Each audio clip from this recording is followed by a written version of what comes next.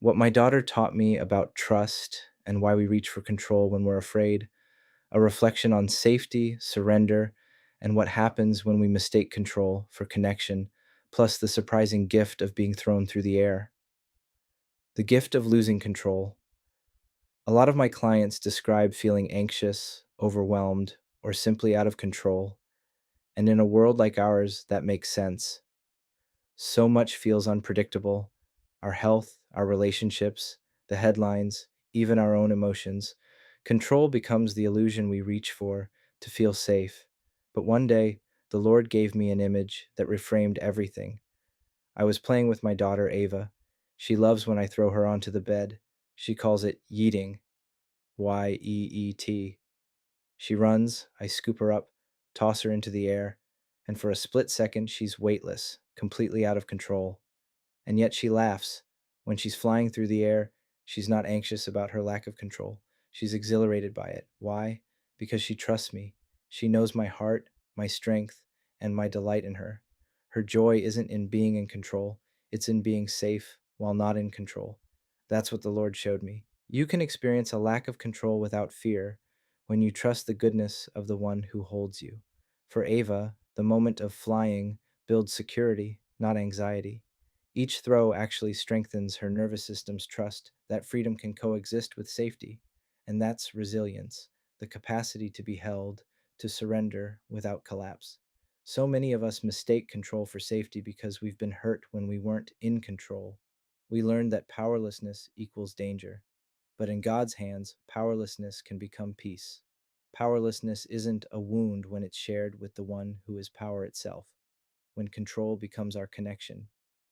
When you think about it, so many of the behaviors we call coping, pornography, substance use, even compulsive productivity or emotional caretaking, are really about connection.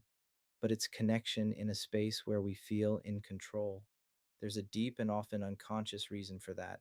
When someone's sense of safety has been fractured by anxiety, trauma, grief, or relational pain, the nervous system collapses inward. What once was open and trusting becomes guarded. And because the human heart is wired for attachment, the impulse doesn't disappear. It just finds other outlets. People don't pursue these things because they're wicked. They pursue them because they once worked. They provided imperfect safety, a way to feel alive again, or at least not alone, without the threat of being hurt. That drink, that image, that text thread, that night out, that little ritual of escape, it gave a sense of comfort and control, even if it came at the cost of intimacy. It was a way to regulate what love once dysregulated. We often say people cope, but coping is really a kind of collapse, the body trying to regulate what the soul can't yet face. And until healing comes, that collapse is grace in disguise. The body is protecting the heart from a story it's not ready to tell. Even the self destructive patterns are, in a way, self protective. Because the truth is, every compulsion carries a cry for connection, for comfort, for understanding, for belonging. It's not the behavior itself that's demonic, it's the isolation that makes us believe we have to do it alone. That's why we misinterpret even love when it finally comes. We don't trust it. We brace against it. We flinch at the hand that means to bless. And because we can't safely connect in relationship, we create spaces where we can, in fantasy, intoxication, or control. That's why support groups can feel holy even when messy. Around a cigarette or a beer, strangers confess things they've never said to a priest. For a moment, the defenses drop. Connection breaks through the crust of shame. It's human, it's holy ground, even if it smells like smoke.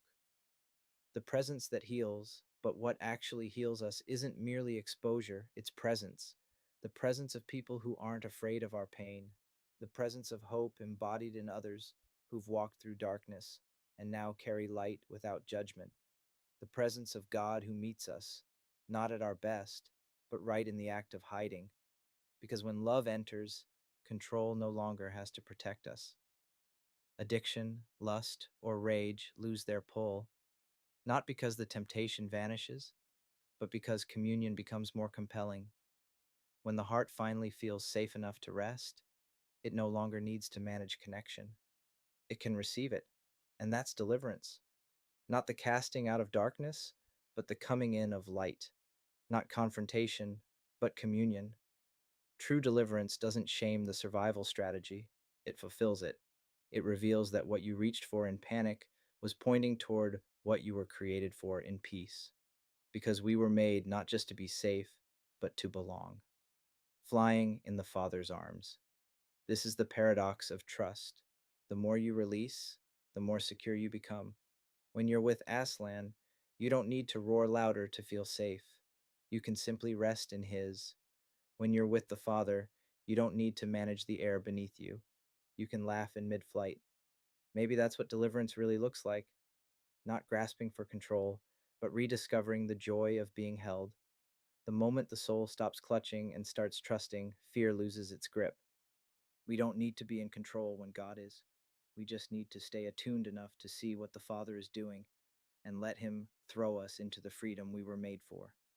Because the war is already won, and the safest place in the world is midair, laughing in your Father's arms.